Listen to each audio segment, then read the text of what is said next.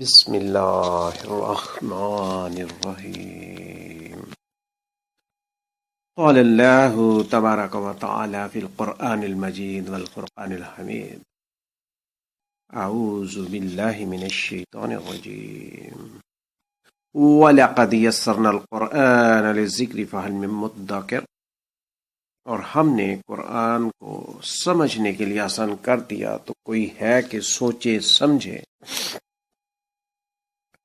وَلَقَدْ، اور البتہ تحقیق، یسرنا آسان کر دیا ہم نے القرآن قرآن کو للذکر واسطے نصیحت کے، فحل پس کیا ہے من کوئی مدکر نصیحت پکڑنے والا۔ اللہ تعالیٰ اس آیت کریمہ میں قرآن کو سوچنے سمجھنے کے، غور و فکر کرنے کی ترغیب دیتے ہیں۔ اللہ تعالیٰ اس میں حکم دے رہے ہیں کہ کوئی ہے، استفہامی انداز میں اللہ تعالیٰ پوچھتے ہیں، کہتے ہیں، فرمایا کہ اور ہم نے قرآن کو سمجھنے کے لیے آسان کر دیا ہے،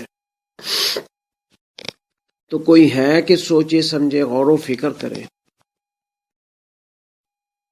اللہ تعالیٰ قرآن پاک کی عظمت دل میں رکھتے ہوئے اللہ تعالیٰ کی رضامندی کے لیے سمجھنے، غور و فکر کرنے کی توفیق عطا فرمائے۔ کچھ ہم وقت نکال کر کے غور و فکر کریں قرآن کے لفظوں میں، مفہوم میں۔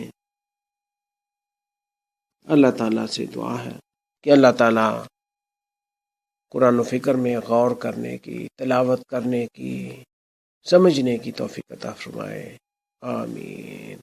وآخر دعوانا ان الحمد للہ رب العالمین۔ والسلام علیکم ورحمۃ